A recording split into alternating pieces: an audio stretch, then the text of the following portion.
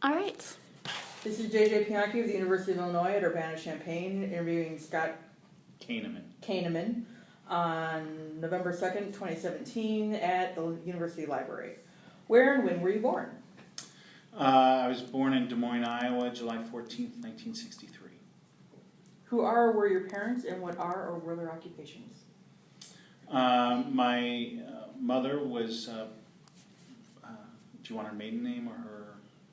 Barbara Joan King became Barbara Joan Rose, and I can explain all that later if you like. And she was a secretary, receptionist, various other kinds of things. My father was Dr. Norman Rose. Mother's passed away, father's still alive, but we haven't spoken in years. Somewhere down in Florida. Mm-hmm. Do you have any siblings? I have a biological sister, Deidre, and then 2 stepbrothers and a stepsister. Did any of them serve in the military? No. Okay. What were you doing before you entered the service? I was in high school. And what branch did you serve in? The Marines. And why did you enlist in the Marines? So this is a really funny story. Okay. You wouldn't know it to know me today, but I was a difficult child. I got in a lot of trouble. I mean, last 2 years of high school, I went out drinking before school almost every day with my buddies. Still managed to graduate with a 3.75 GPA. Thank you very much. Knew that my parents, neither of them had gone to, my mom and my stepdad, neither had completed college, but both had gone. And I have told people I feel like that's the worst kind of parent to have when it comes to you must go to college, right? Because both of them had seen college graduates surpass them in their professional lives and that kind of thing. So they were pushing all of us, and they were pushing me too. And I knew that if I went to college, that if I went to class, I probably wouldn't do particularly well. I would just be partying, that this was not going to be the best route for me. So I started with a couple of friends looking at the possibility of joining the military. And about that time, came down with severe pneumonia. I was hospitalized. And so pre-email days, pre-web, I got a big packet of stuff from the Marine Corps because I sent off to all the branches saying, hey, I'm interested in this. And my stepfather, who'd been in the Navy, a naval aviator in World War II, one of the last enlisted aviators, comes to see me in the hospital and tosses this packet on my lap, and he says, it's from the Marines, don't open it, you won't make it. And so I didn't open it and went down to enlist as soon as I got out of the hospital. But was only 17 at the time, and so the recruiter had to get permission from my parents, which they ended up giving with the caveat that I enlisted only in the reserves. That I could go to boot camp over summer, but I would come home and I would go to college. Fine, whatever. So I'm on delayed enlistment, right? I'm about halfway through my senior year. And, the recruiters want to keep track of you. So they have like weekly meetings and events and all this kind of stuff, and they're trying to make sure you're getting yourself into shape. And he explains to me at some point, I don't know how we even got to the conversation, that what my parents had actually signed gave me permission to make my own decisions. They didn't give me permission to enlist in the reserves, they gave me permission to do what I wanted. And I said, well, and so this was probably April, May of 81. And I said, well, I want to go active. And he goes, you'll have to delay your, when you enter, because I can't get you anything guaranteed for you to go in June, which is when I was supposed to leave. And I'm like, I don't care. He goes, you'll end up in the infantry. And I'm like, great. And so, I re-signed the papers, didn't tell my parents, and off I went. So. Okay. So Marines more because you were rebelling against Dad. In part, and the Marine Corps spoke to me, right? So I wasn't thinking about a future career. I wasn't thinking about getting a skill. I had grown up, and so remember, this is I remember Vietnam, right? I remember talking to guys who had, were still in their prime, who had served in World War II in Korea, right? And so and I was an avid reader, most of which was biographies, and most of which were military biographies. And so I had all this, glory and patriotism and all that kind of good stuff in my head. And the Marine Corps was like, this is what we're about. Is we're going to be the best military organization in the world, and we're going to go wherever we need to go, whenever we need to go, and do whatever we need to do. Now, if you think you can be part of that, you can come join us, right? It wasn't, hey, come get money for college, or learn this skill, or this is just like being at home, which was not what I wanted. So, what happened when you departed for training camp and during your early days of training? What was it like?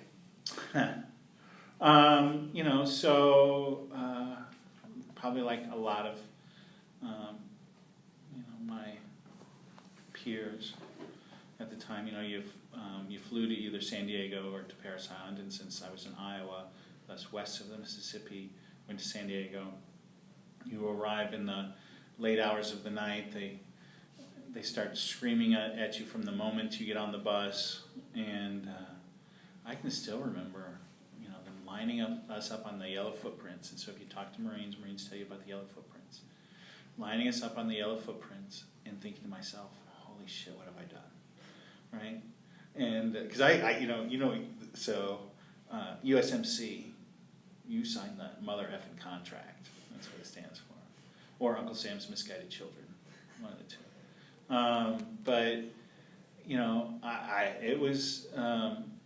It was insane, but it was also so structured. It's like I knew exactly what I needed to do, right? And they told you, if you want to succeed, you need to do this.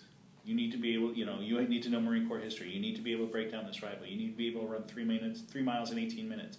You need to, climb that rope, right? And I appreciate that, right? There was no, it was a big learning experience for me too. So while I was born in Des Moines, I grew up in a suburb. Went to a big high school, 2,500 kids. In that high school of 2,500 kids, there were 3 non-whites. One was a Korean girl who'd been adopted as an infant, so it doesn't count, right? In many ways, culturally. An Indian kid who was the child of a local doctor, very well off. Not what you would call it necessarily an underrepresented minority. And one black kid. And all of a sudden, I'm in boot camp, and I'm surrounded by black kids from Detroit and Hispanic kids from LA and poor white kids from Appalachia, and here I am, this suburban kid from Iowa, who'd never been around anybody like this, And so it was this really kind of, and it didn't matter, right? We were all getting screamed at. We were all, trying to figure out what the hell have we done, all that kind of good stuff. So it was very intense. Do you recall your instructors, and if so, what were they like? Drill instructor, Gunnery Sergeant Binky, Filipino, maybe 5'8", probably barely met the minimum weight requirements to enlist in the Marines. Had a fascination with blades. And Marines are always in barracks, or at least at that point. And so first day, there's 120 of us. Or first night, when the platoon is formed, because you go in your first week, people are coming in, and so you're not really formed, and you don't have your permanent drill instructors. And then once you get your permanent drill instructors, they take you off, and you're in a new barracks anyway.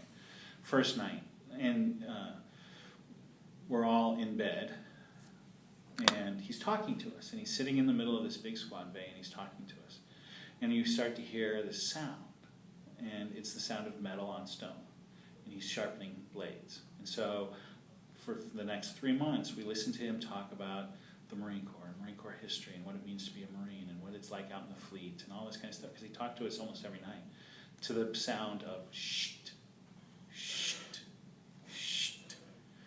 Night before graduation, it was a little different. It was shht. He was sharpening his saber, which is supposed to be ceremonial only. and warned us, I do this for a reason, in case you guys screw up tomorrow. So that was our senior. Then there was drill instructor Staff Sergeant Hernandez, who I thought just hated my guts. So at one point I was what's called platoon secretary.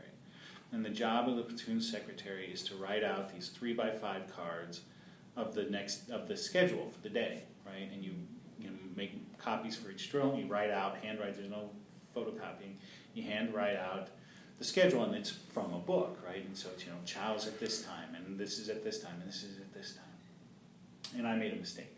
I got a chow time wrong, and I had it like way too early. And Drill Instructor Staff Sergeant Hernandez apparently had not liked, having to get us all out there that early, and so from that point on, first I got fired, which was okay. So then he started making me like his personal project, and he felt like I needed to bulk up, and so every evening there's a little bit of time where you're supposed to be like kind of preparing for the next day, right? So you're shining boots, you're pressing your camis, you're doing all this stuff. And so if you imagine a big long squad bay, right? So there are bunks going up each side, there's a corridor between them going down the middle, and at the end is what they call the classroom. And so it's just that, it's an open space, and you would gather there and sit there, and they would do some instruction at the platoon level there. It was also for other kinds of learning. So for instance, Sundays was a relative, there were services if you wanted to go and that kind of thing, and then you were supposed to be washing clothes. We did not have washers and dryers. There was a big rack outside, and you went down there with a scrub brush and a bottle of whisk and scrubbed your clothes and wrung them out and hung them up to dry. So you had all this stuff to do. But if you got caught like screwing around, you got to go to the classroom and watch TV. And the only thing that was ever on was the Sansa Iwo Jima with John Wayne. It was on a loop. We would play it again and again and again. And the way you watched TV was you would get it on your elbows and your toes and put your chin like this, and you would stay there for as long as they wanted you to. Good ab workout.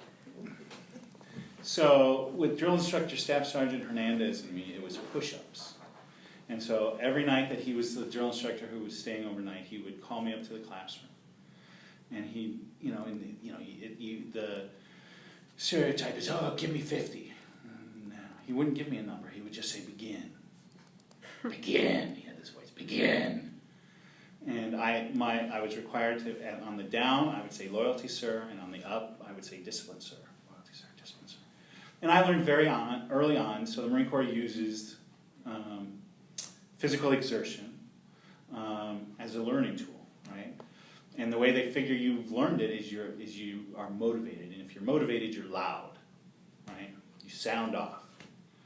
And so I would start, and I'd be sounding, loyalty, sir, discipline, sir, loyalty, sir, discipline, sir. And after about, 60 days or so of this, so he's sitting in a chair, and I'm doing push-ups, like, right in front of him, so my head's, like, at his feet. And he has me stop in the up, and he goes, you know why I call you up here every night? And I'm like, sir, the private does not know, sir. Like, I like the way you sound off. Begin again. So, the old saying is you get smarter, you get strong. I got strong. Good job. Yeah.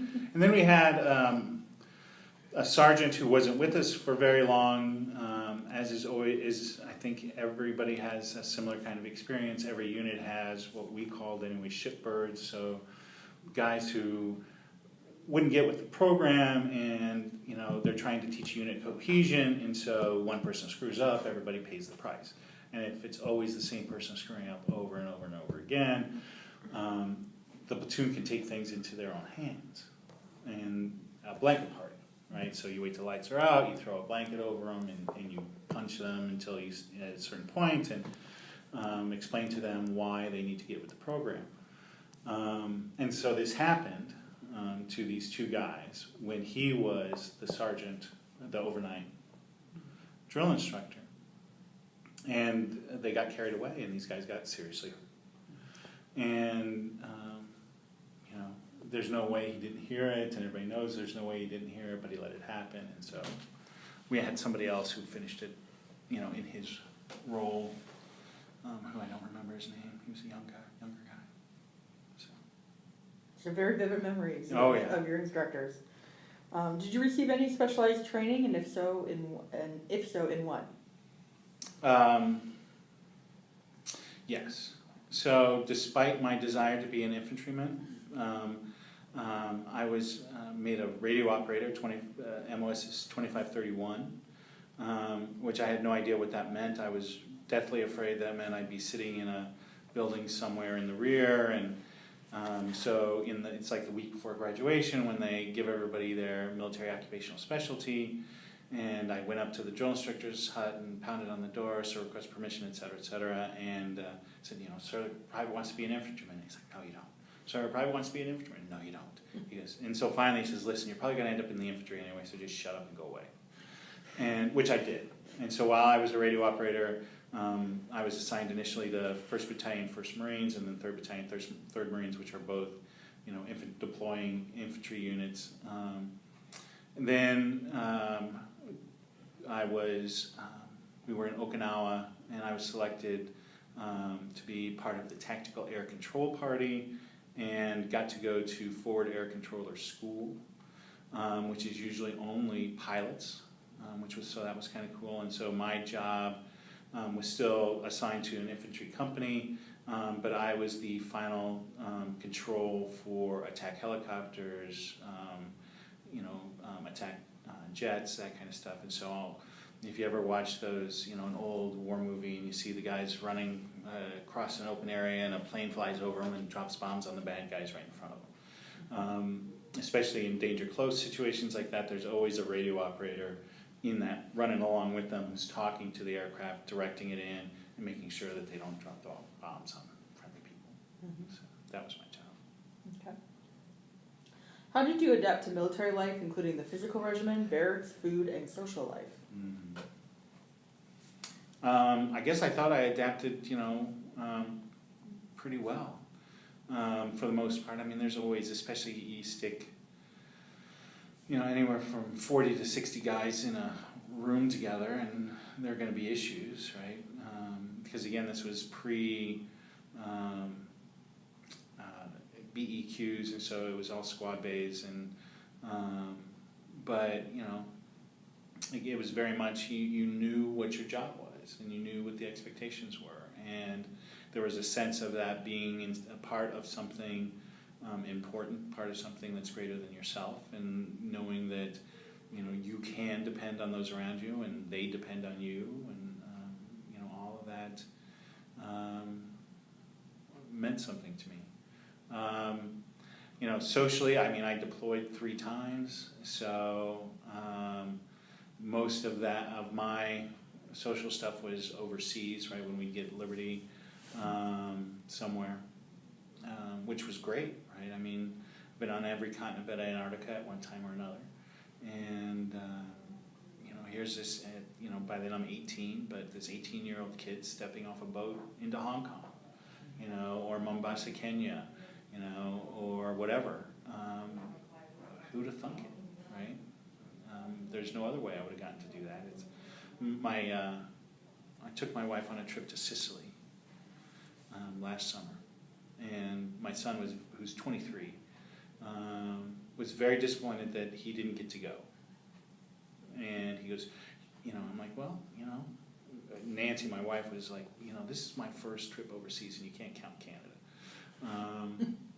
And I'm 54 years old, and he responds, well, Dad got to go all over the world. And I turned to him and I said, enlist, right? If you want to go, that's how I did it. But yeah, so it was, a really kind of unique. I feel lucky in some ways that I was assigned to, units that were deployed, because how else do you see this? And it totally changed my worldview, and to this day. So. Where were you stationed? I was initially based with 1st Battalion, 1st Marines out of Camp Pendleton, and then when I got transferred to 3rd Battalion, 3rd Marines, when I volunteered to transfer to 3rd Battalion, 3rd Marines, I was based at Koeneman Bay Marine Corps Air Station. Mm-hmm. So that was So by then I was a year or so in, I'd already done one deployment, and they posted this thing that they were looking for radio operators willing to go to Kaneohe Bay. And I'm like, Hawaii Air Station? Swing with the wing? Sure, I'll go be part of the air wing. Those guys got it easy, right? And little did I know that it was the home of the 1st Marine Amphibious Brigade. So my deployment schedule actually doubled. And, it was actually a far more intense organization than I'd been in at 1-1. So. And so where did you deploy? I did 3 Westpacks, one of which turned into a med. So on those I ended up all over Southeast Asia, Africa, Middle East. What was the med? Oh, Mediterranean. Yes. Yeah, right. I was thinking medical, sorry. It's okay. What were some of your memories of being abroad? Just in all the, you clearly have been to very many places, and I believe I know that you were on a ship. What was that like? The hardest part of ship life was staying busy, right? You can only clean equipment so many times. And Gator Navy's not like regular Navy, right? So living space compartments are very small. Almost all Gator Navy ships have landing decks or flight decks of one kind or another that are usually in operation during the day. And so there's little or no opportunity to except very early in the morning, to be outside, to get any kind of exercise. So a lot of, you do things to try and stay busy, you try and stay awake, because there are guys who just, their sleep schedules would get totally screwed up, because they'd stay up all night playing poker or cards or whatever. So a lot of bad food and very dull periods at sea. Yeah. At one point, we'd been out for a long time, and anything fresh was gone. And the ship had a salad bar, and by this point, the salad bar consisted of an industrial-sized can of pickled jalapenos. And they didn't even put it in anything; they just opened the can and stuck it out there in the space where the salad bar had been. Did anybody eat it? Oh yeah, we have. What do you do when you have an industrial-sized can of jalapenos? You have a contest. So yes, who can eat the most jalapenos? And then the places. Both the the dichotomy of beauty and ugly, whether it's poverty or things that they've done to themselves through civil war or whatever, right?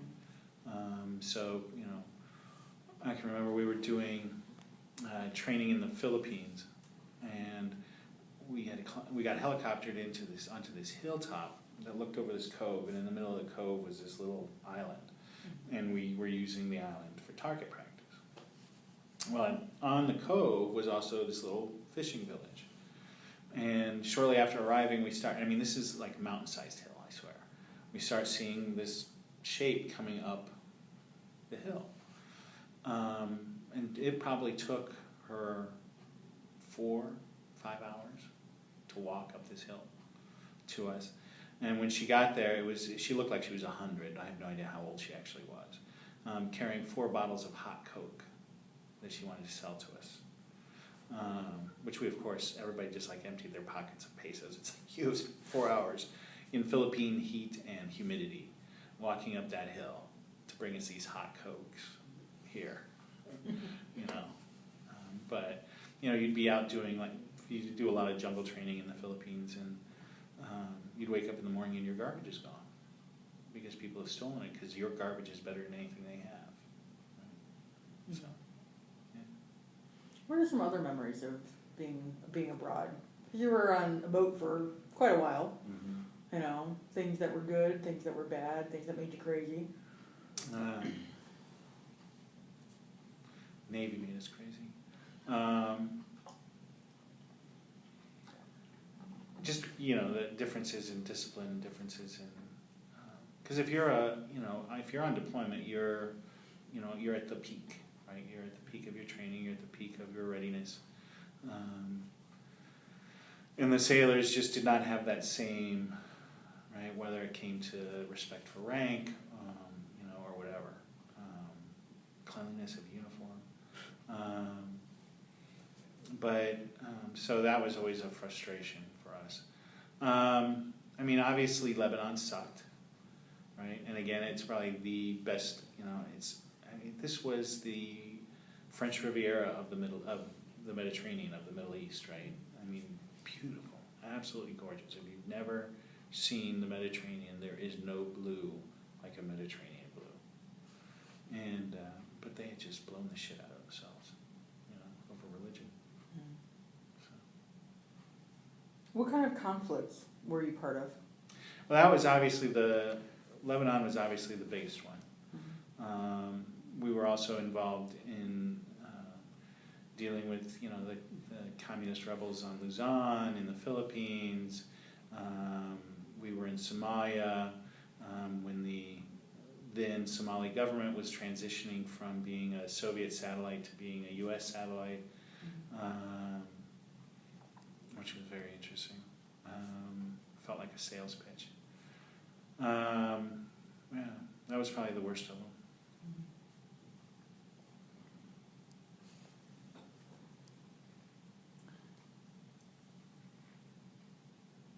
How did you feel when witnessing casualties and destruction?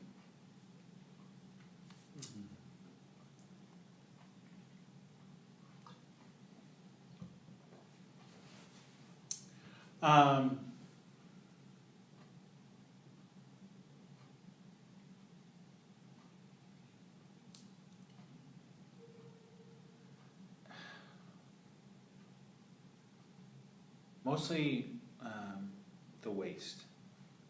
Right? You look at a place as old as Lebanon, and they just blew apart their history, right? Or you think of the lives that are just done, right? Especially now, when I think about because it's been 32 years since I got out. Those guys never got any of that. Right? What kinds of friendships and camaraderie did you form while serving, and with whom?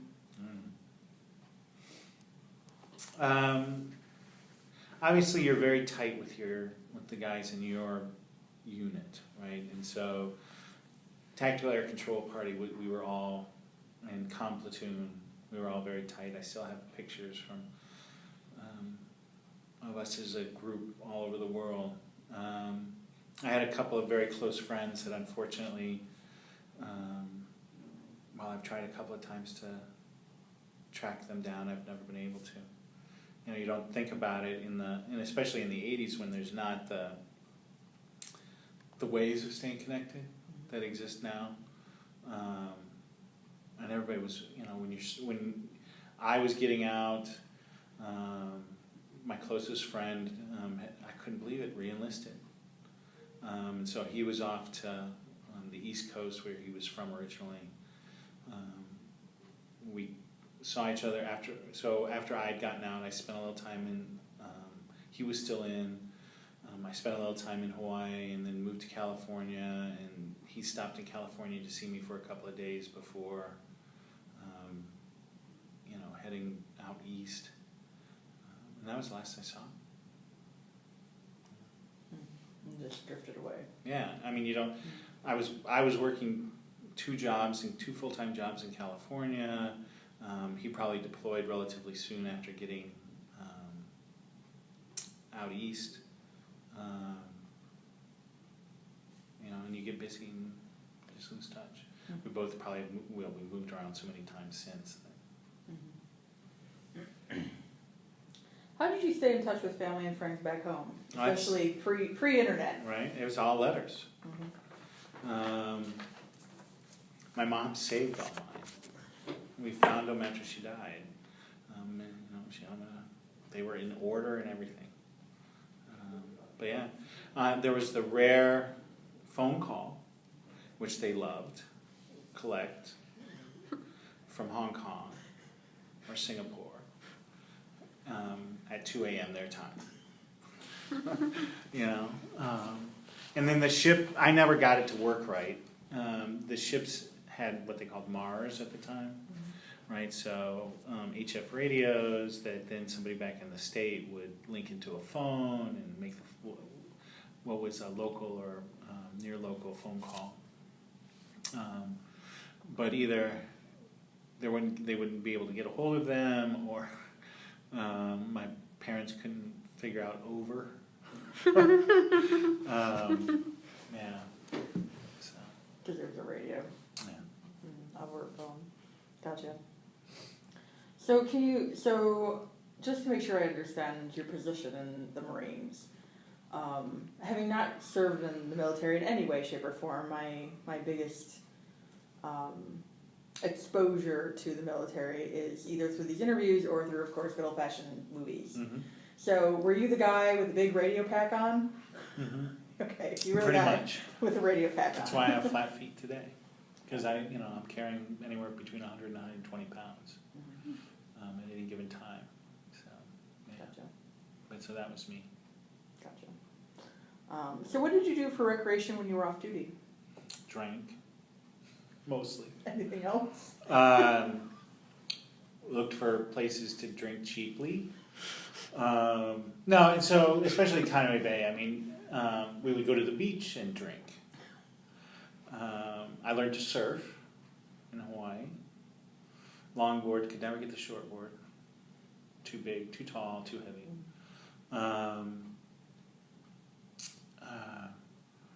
But yeah, I mean, that was the thing, right? Uncle Sam took care of you, and so if you spent all your money, and you just had to eat the chow, right? But yeah, there was. So when we would deploy and we'd go to, like I mentioned, Singapore, I can still remember going. They try to get you to do these kind of cultural things so that you don't just go drink. Mm-hmm. I can remember going on this tour of this garden that was just incredible, and I went back there when I went to Singapore for the university as a fundraiser, and it's nothing like what I remembered, but it was all that like shrubs that had been shaped into animal forms and different kinds of flowers and all that kind of thing. But yeah, for the most part, we'd go into places and you would have spent the last 30 to 60 days maybe at sea or doing training operations or joint operations, like did Team Spirit in Korea twice, and you hit the bars, you hit the restaurants. That was one of the things that drove me crazy, is that you go into a place like Seoul, and so this is the 80s. It's so there is Pizza Hut and McDonald's and that kind of place in Seoul, if you want. I'm like, I did not come halfway around the world to eat Pizza Hut, right? But that's what that's what the guys wanted to do, and I didn't. But that's where I actually, to this day, I love Chinese food, Japanese food, Korean food. Not as big on some African stuff, but yeah. Mm-hmm. So eat and drink. Eat and drink. And look for women. Sorry. It's okay. Was there? You just mentioned that there were like cultural activities. Mm-hmm. Was the Singapore Gardens the only one you did? Pretty much. You went to a lot of other places, and you only did Singapore Gardens. But you'd make your own. So but you'd also, in some ways, you'd make your own, right? Mm-hmm. So I can remember in Mombasa, Kenya, going out and trading with the artisans, and I still have. I inherited them from my mom and stepdad. That I'd sent back to them. I had these hand carved, an antelope and an elephant and a giraffe and all this kind of stuff. And you trade like T-shirts. And everybody wanted American stuff, and so you trade T-shirts or jeans or whatever for this stuff. And we went to, at the time, Mombasa was a big European resort city. with casinos. I got something out of James Bond, and we'd go to the casinos and realize that we did not have enough money to be in the casino. Especially if you're someplace for any period of time, you start to, get introduced to local foods and local culture, right? But at a much more, not quite gutter level, but, a much more kind of everyday level, right? You see, the bar girls in Korea that love this dish called, and I can't even say it, sorry. They had a very rude name for it, but it's a rice dish. So it's rice and vegetables and a little bit of fish wrapped in black seaweed leaves, right? And so you need to buy these from vendors, and they're like steamed, right? And so you can probably guess what the name of it is. So you have this long, skinny black thing, and I love this stuff, right? In Philippines, I had this guy in a bar bet me money that I wouldn't eat balut, and I'm like, sure, I'll bet you, and I ate balut, and it's like, well, this smells bad, but it tastes really good, Are you familiar with balut? Do you know what balut is? Okay. Do you know what balut is? Okay. Did you have silkworms in Korea? No, I That was did one not. thing you didn't do? I did not have silkworms. Okay. When you were in the service, did you read for pleasure, and if so, what? A lot of science fiction. Like? I'm a huge Robert Heinlein fan, or Heinlein, however you choose to pronounce it. He's former military, and his politics are very militaristic, and his books are infused with that. It's cowboys and cavalry in space, right? But that's also when I read Stranger in a Strange Land, and which is whether he meant it to be or not, an incredibly kind of eye-opening look at humanity and human society and culture, and so a lot of science, and books get passed around, and nothing too literary. What particular book would you say influenced your life the most? What influenced my life the most? Well, I don't know that I can say just one. I mean, Stranger in a Strange Land, very much. The biography of Ulysses S. Grant that I read in 6th grade. Was it a kid's biography, or was it No, it was a full-size adult biography? Yeah, it was full-size adult biography. And actually, so 6th grade, probably every 6th grader goes through this. They have a contest who can read the most books, in the school year. And you have little charts that you color in, and I read more books than any other boy in the class. And so the prizes were, of course, books. And I can still remember, this is true, because while I read more than any other boy, that was still less than almost every other girl, all the girl winners. And so people got to go up in order to pick which book they wanted, but she goes, well, let's just save this one. There was one, and she always kept pulling us out. And then I went up, and she hands me that book. And it's a series of essays about mini biographies on Medal of Honor winners, right? And so I would say I still have that book. It survived the fire. So we had a house fire a couple years ago. Lost most of my books. But yeah, I still have that one. Okay. Did you use libraries when you were in the service? Why or why not? In the broadest definition of what is a library, yes. Which would mean primarily the ship's library, right? So pretty limited. Was never, I was almost never, because we were a deploying unit and we deployed every 6 months. When you weren't on deployment, you were preparing for the next deployment almost from the beginning, right? So there was a lot of field time, where you're not on base and able to go to a library. But yeah, so that would probably be the most use. So the shipboard library, was that a library then, presumably it was more recreational than Yeah. job related. Right. And was it a library that you shared with the Navy, or was Yes. it Marine specific? No, it was, there was one library for the ship. I mean, the closest comparison that I can think of is a prison library, Okay. right? So lots of kind of donated books, or people who bought books and just said, okay, I've read it here, I'm gonna stick it in the library, so God knows what you would find. So it was a lot of stuff that, 18 to 22-year-old guys would read, right? Minus the pornography. Okay. So how long were you in the service? 4 years. And what was the return home like? Disappointing. So I'd actually planned to make it a career. Applied for and got a presidential appointment from Ronald Reagan. I still have the letter, to Annapolis. I was going to be a Marine officer, which is not a Marine, it's a Marine officer, there's a difference. And all I had to do was pass a physical. I was corporal at this point. I'm in the best physical condition of my entire life. It's like, this is no big deal, except for my bad color vision. And it was the first year that Annapolis was no longer accepting anyone who had limited color vision. Normally, or prior to that, I don't know if it's changed since, you could go, but you could not. Couldn't be an engineering major, which I didn't want to be anyway. I wanted to be a history major. Those are the only two majors, by the way, that are offered at Annapolis.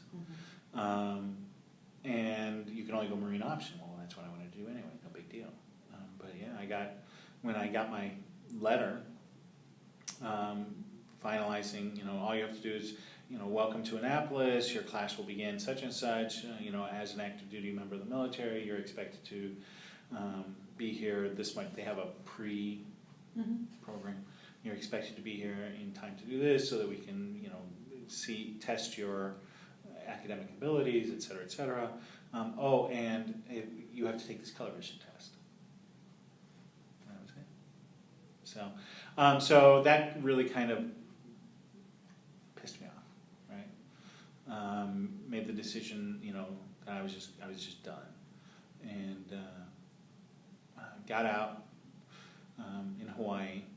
And of course, they buy you a plane ticket home, but they tell you, or they give you a voucher for a plane ticket home. I had no intention of going home at that point. I had left Iowa on purpose, and so stayed in Hawaii.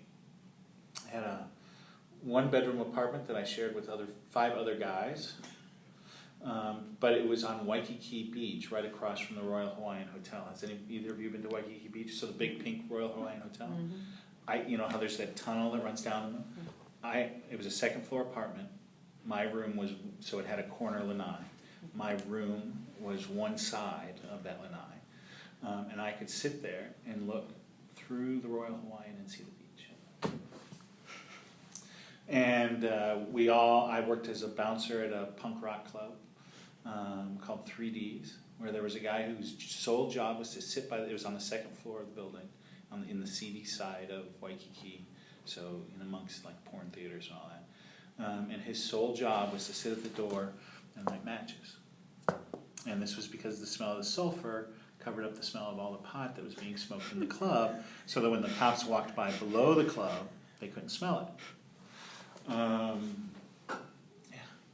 So I worked as a bouncer, and then all of us did this kind of weird stuff. We worked for booze cruises where we would hand out discount coupons that were numbered, and if somebody used your discount coupon, you got a little 10 cents or something, I don't remember what.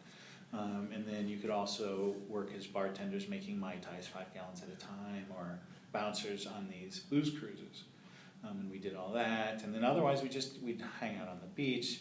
There was a girl down there who would cut my hair for me, and I had a white, because she liked my hair, I had a white mohawk. It was pure white. And I was a total punk, obviously. But pretty soon, money's running out, we can't pay the rent, we drank it all, whatever. So I went to California because I had some relatives there. Ended up in another kind of in a real shithole apartment in Santa Ana, and worked days on the loading dock of a solid oak furniture store, so all those push-ups paid off. lifting solid oak furniture on and off of trucks. And then nights, so that was Monday through Friday, and then Sunday through Thursday, I worked midnight to 8 as a security guard for Air California, and was still only able to afford a shithole apartment with a stranger as a roommate and 2 sisters sitting out by the pool with no water, shooting heroin between their toes. You know, so after about a year of that, I finally called home and said, I know I said I'd never do it, but I want to go to college and I want to come home. And my parents were like, come home. So I went home and got a job and got into school. Where did you go to school? Drake University. Okay. In Des Moines. And what were you doing? What was your major? Journalism. Still trying to save the world. Me and... What was, so after that, after presumably you graduated, what did you do after graduation? How did you finally land up at UIUC? So very much in the wood, so again, with my age, Woodward and Bernstein, All the President's Men had a huge impact on me. I wanted to go into journalism because I saw it as an opportunity to, right wrongs and afflict the comfortable and comfort the afflicted. And so worked at the Des Moines Register while going to school, doing overnight cops, and then journalism is what brought me to Illinois. I worked at papers in Chicago, and then was hired to be city editor at the News Gazette, and that's what brought us down here. So did that for about 4 years, and decided that despite my best intentions, that newspapers as the fourth estate, that those days were ending, and needed to do something else, and so ended up here on campus. How was it like coming home to Des Moines? More frustrating than the Navy. But so thinking, I just spent the last 4 years in a very intensive institution, right? Where, whether you want to call it brainwashing or whatever, you are indoctrinated in Marine Corps history, Marine Corps lore, your expectations, how you're part of a much broader line that existed before you, that'll exist after you, and you are an important part of it, but you're just a part, right? And it's the whole that is always more important. It's always the mission first, right? And you come home, and there's people who are being very well paid for their lack of skill and do absolutely nothing, as far as what the expectations are, and it makes you crazy because you don't understand why aren't you doing what you're supposed to do? Why do I have to tell you? And of course then they don't listen to you either, right? You can be somebody's supervisor, and you have to be nice, and you can't just say, do this, and have the expectation that they might ask you, why am I doing it? But it's not because they're not going to do it, right? They want to make sure that they're asking why, so that they can make sure they do it well, right? So it's it took, and I still get very frustrated with that lack of so look at this place, right? We have a very important mission, right? But there are times, that the idea of putting mission first doesn't even occur to some people, right, in this place. And I understand, it's taken me a long time. Quinn and I, my son and I, have had this conversation about putting the expectations I have for myself on others. That I have to, be able to not do that. But that's a very frustrating thing, and it's hard to do sometimes, and it was very hard fresh out of it, right? So I was a Marine NCO. I took very seriously the role of NCO as servant to my men, right? They ate before I ate. And if there wasn't enough, then I went hungry. That's just the way it goes. That's not how leadership is looked at outside of the military, right? Leadership is you serve me, right? I'm the leader. So that's leadership is a pet peeve with me, right? People expect, so you're a great librarian, you do a great job, right? So let's promote you, but not give you any training whatsoever in how to deal with people, and how to set expectations, and how to handle difficulties. Because you're a great librarian, you should just know how to do that, right? Leadership, that certain people have some innate empathetic leadership ability, no doubt about it. Most people learn leadership, and the Marine Corps recognizes that. And so, when you're a Lance Corporal, they're teaching you, which is the last step before becoming a non-commissioned officer. They're teaching you what it means to be a leader, right? And when you reach that rank, it's very ceremonial. It's like, okay, you have crossed this line. Right. Now, the expectations are different. You're not just a grunt anymore. Right. What rank did you muster out at? Corporal. Made it twice. Good job. Thank you. Little disagreement with the shore patrol in the Philippines. Mm-hmm. How did you readjust to civilian life? If you ask my son, he might tell you I never have. I take it he was doing a lot of push-ups? No, I know. I really worked hard not to be that person. But just as far as the idea of setting expectations that are a stretch, right? That you have to work for. Mm-hmm. What value is there in setting the expectation of something you know you can accomplish, right? But I don't know. I don't know that I have. I don't know that.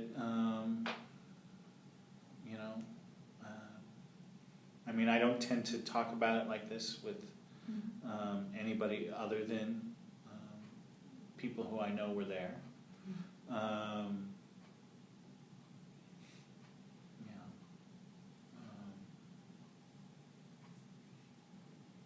There was none of that. The closest thing to any kind of transition that I was offered was unemployment. I was told that, because I was being discharged honorably, I could go, when I went home, I could go and collect unemployment. And stupidly, I'm like, no, I'm never going to collect unemployment. It's like, shit, I got collected unemployment. So that was about it for any kind of transition. Certainly no counseling, no, okay, it's not like this out there. And this would have been 85? So you remained in contact with your fellow veterans. What has that been like? Is it monthly? Is it yearly? Well, at one point, yeah. At one point, I was very active in the American Legion. But if I haven't been able to leave behind, those guys really haven't been able to leave behind. And I just got tired of it. Right? There's a certain amount of, in some cases, what's it called?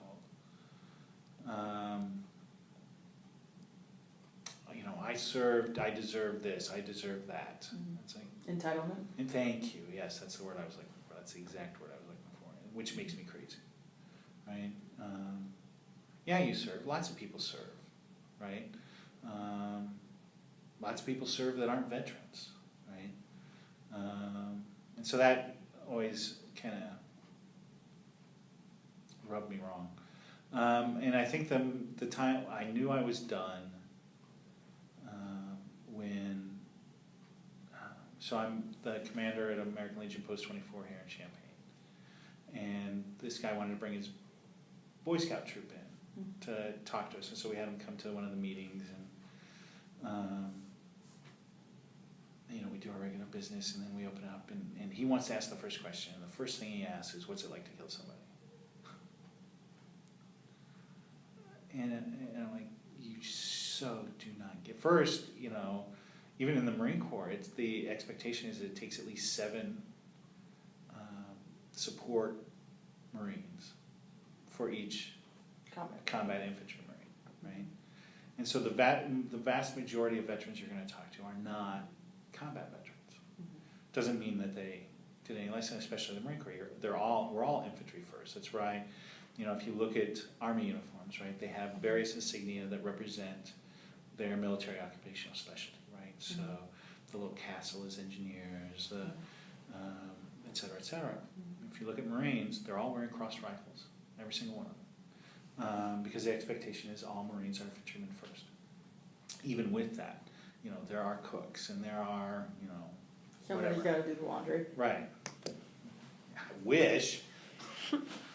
The only time I had my laundry done for me was on ship, and that's okay. The Navy could wash my shorts any day. Tell me how you really feel about the Navy. My father, I told you he was a Navy aviator. Naval aviator. Anyway, and so I was just like, you still don't get it, and I was done. And so I have a couple of close friends who, are also former Marines. None of us are particularly involved anymore in any of the veterans groups. And it's just not, we share a toast on the birthday, and that's probably when you'll get the most out of me about the Marine Corps is on the 10th. So. Fair enough. As a veteran, have you used your local library? Why or why not? As a citizen, I've used my local library. I don't know, I have not used it, necessarily specifically as a veteran. Okay. As a veteran, are there programs or types of books available at the library that you enjoy more than others? There are types of books that I enjoy more than others. I don't know if that's because I'm a veteran. I tend to read one of three things. Cookbooks that has nothing to do with being a veteran. And I buy most of those because I write all over them. Books related to my work, which I also buy because most of the time I'm keeping it for reference. And I listen to a lot of brain candy audiobooks, which tends to be anything from science fiction to fantasy to kind of police, mysteries and that kind of stuff. But most of my for fun reading is audiobooks. Okay. As a veteran, is there something you wish you could change about the library that would enhance your enjoyment of it? That's a really good question. Sorry, I twisted my ankle on a run this morning.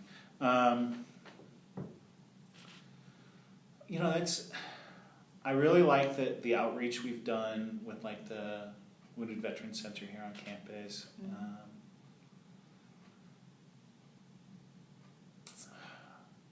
So here's the thing.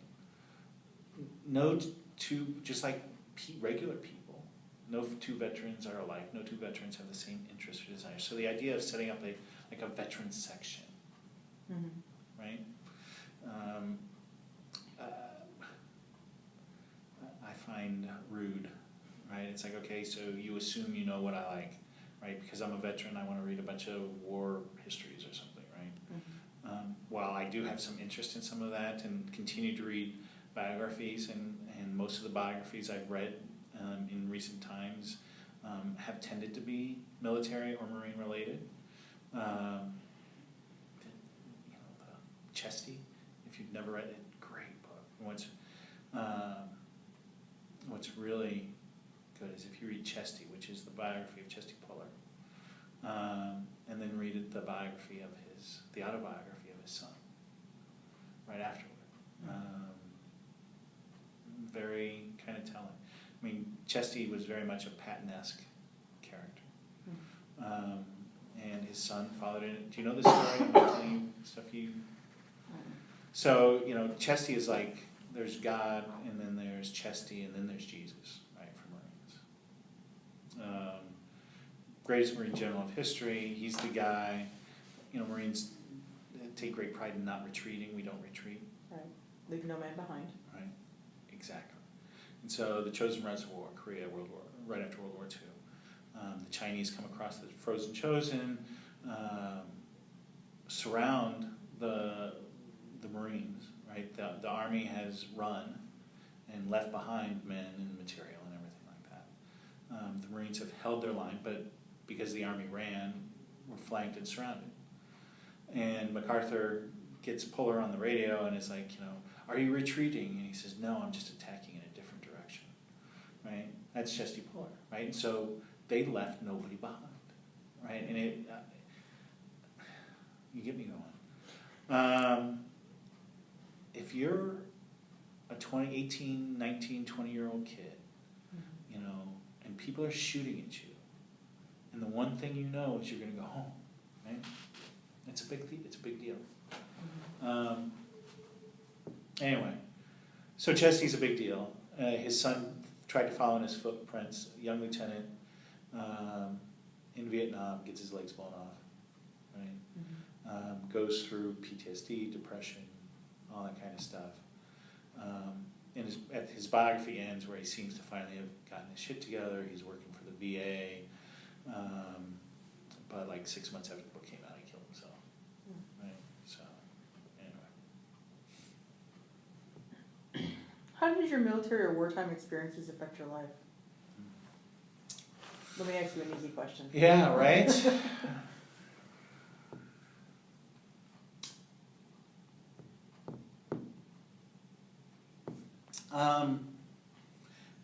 I guess it's just me. We all have lenses, and those lenses are colored by, our life's experiences, and clearly mine, a significant part of who I am, was molded in those 4 years. Not always the way people expect, right? I tell people a Marine and they automatically assume, for instance, politically that I'm conservative, when in fact I was the guy working at the Pathfinder bookstore and a card-carrying member of the Socialist Workers' Party, right? So it doesn't mean I'm any less of a patriot. And that's where you see it as things like, I have no qualms about using that word, right?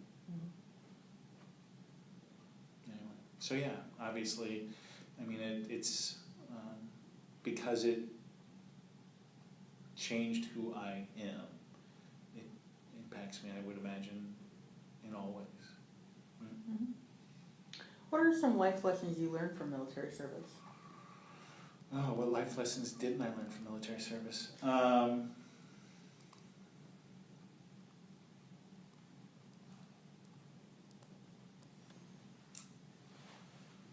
That adrenaline's a good thing.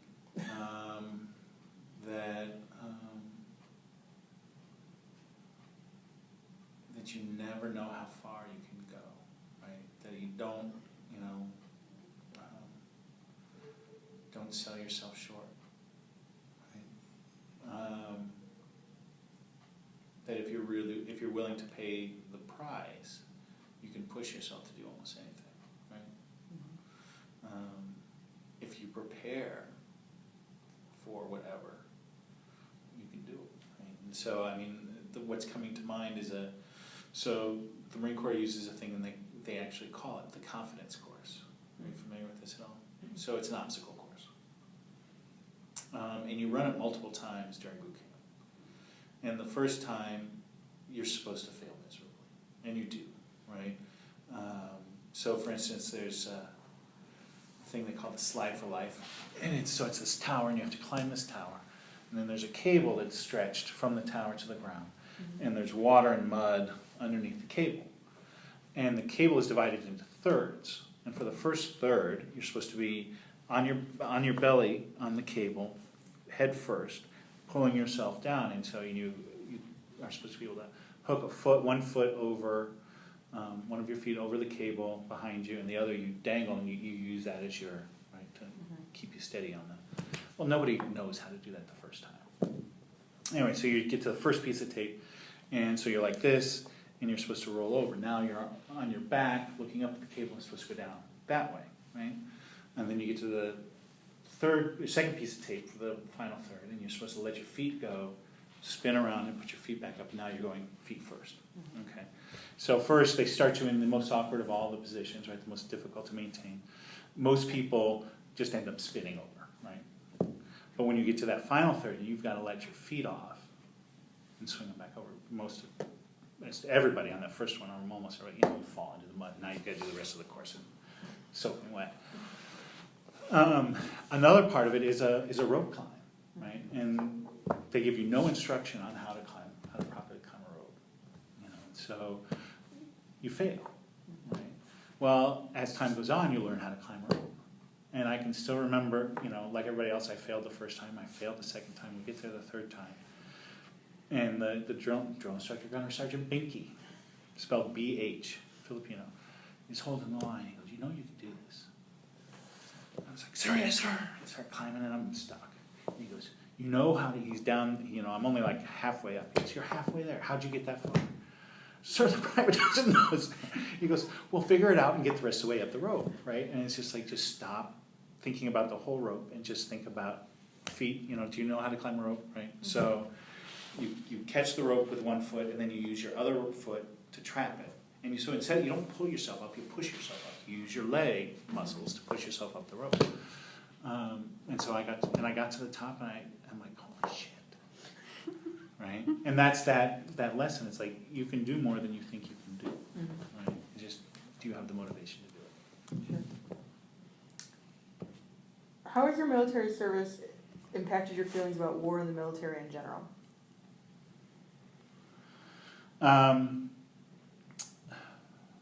I think the only people who want to go to war are people who've never been to war. John McCain is a great example, right?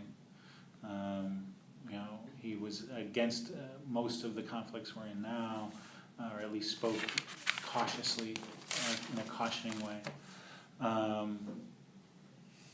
Right? But, look, how many veterans are there in Congress? Right? How many children of Congress members are in the military? Right? So it's really easy to send somebody else's kid.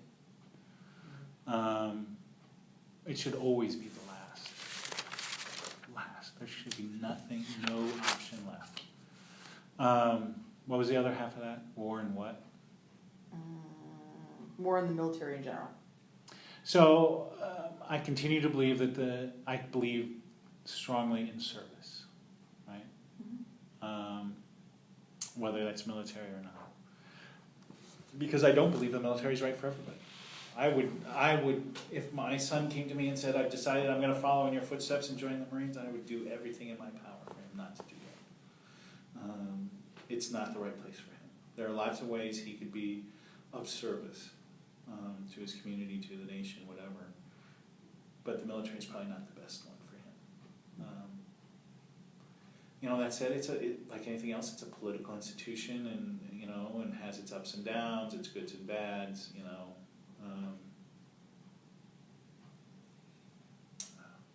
So I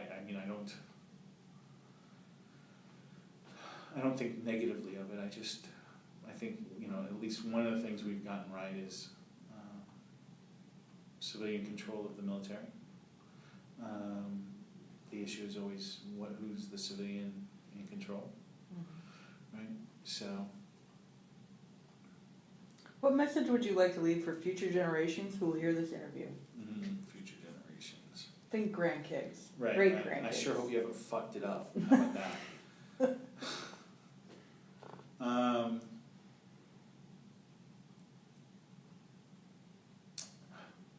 Maybe it is that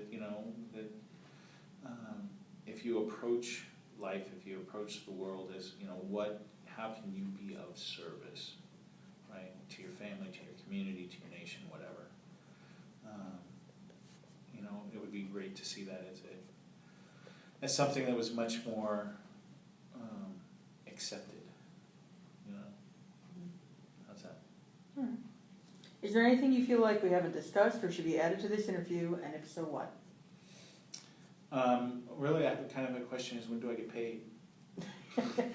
You don't. Yeah, well, that's the story of my life. Journalism and libraries, big pay. Anything else? No. It's okay. Okay. Thank you. Sure. Wow.